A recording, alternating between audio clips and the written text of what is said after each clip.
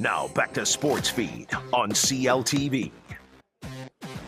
Back here on Sports Feed, Jarrett, Payton, Josh Frydman hanging out with our second guest of the evening, Scoop B. That's what he goes by, Brandon Scoop B Robinson, in studio with us at Scoop B on Twitter. You can see his work a whole bunch of places. The Scoop B Radio podcast and TV work with MSG, writer for Basketball Society. And you're going to be going to the United Center tonight.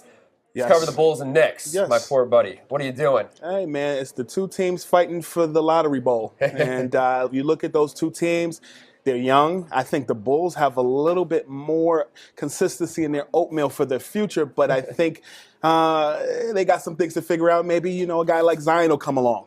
That's what we can hope for. I don't know, man. There's so much you feel like, especially with all the injuries that had happened early on in the season. It's kind of really hard to gauge this team, especially now at the end of the season. But when you look at what Jim Boylan did when he got a chance to be able to take over this team, how have you seen the changes from when he started to the end of the season? It's been confusing to me only because there was earlier in the season the confusion in the locker room with the previous coach, and I think at the same time you dealt with a lot of injuries. To me, Larry Markkinen is a fantasy basketball player's dream, but he hasn't been able to play consistently this season. You have Rolo, who's been probably the most durable guy on that team, but Zach LaVine, honestly, really and truly, has really showed out and performed. Man, I'm impressed with his comeback this season, and I'm looking for him to carry that into the next season. But truly, it's been kind of a doldrums for the Chicago Bulls as well as the New York Knicks. It seems like your narrative is our narrative back up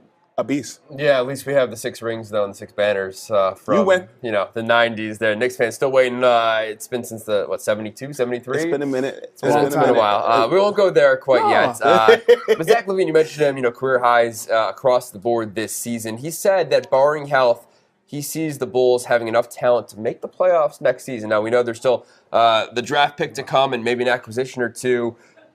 Did you see this team without a Porter after the trade, Wendell Carter coming back, who showed some promise when he was healthy in his rookie season, potentially maybe getting into the Eastern Conference playoff conversation next year? It's difficult because when you look at the NBA's Eastern Conference, the teams are kind of undefined. Like in the Western Conference, I think you think the Warriors, but then what's 1A and 1B? Maybe the Rockets.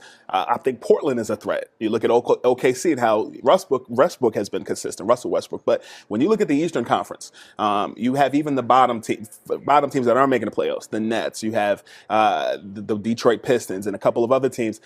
How are they going to compete with the Bulls? I personally think it's going to be a 2 to 3 year project, not a quick fix this summer. No, it's not going to. And, listen, the Knicks always, other teams always, especially the Knicks, always have that conversation of finding a way to get those big name players. Josh and I always have this conversation here. I want to get your take on the Bulls having a hard time not being a destination spot with everything that has come with this organization and those championships that he was talking about. I was sitting at the game on Saturday. The Bulls and the Sixers played. I'm a brand ambassador of Zenni. They brought me in, and I wear their glasses. Shout out to Zenni. And I looked at the Sixers, and I looked at their process. They went like 12 games one season. It took a while. Joel Embiid was hurt. You had Ben Simmons who sat out, the first half of the season.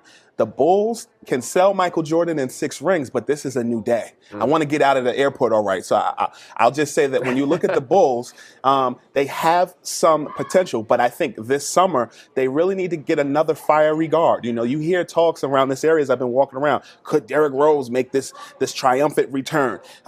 If the Celtics and the Lakers strike out, starting at the draft, if they're able to make draft day moves, the Celtics have 4 draft picks that they could trade potentially to the Boston Celtics, or rather to the New Orleans Pelicans.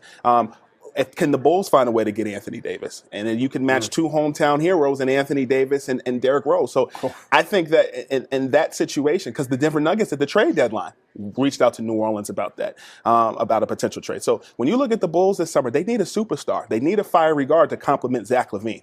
Yeah. Let's dive into that. I want to ask you more about D Rose. There's actually the documentary coming out on Stadium. I think it actually airs tonight for some sneak previews in one of the local theaters. So we'll do that with Scoop B. Talk to them hoops here on Sports Feed after the break.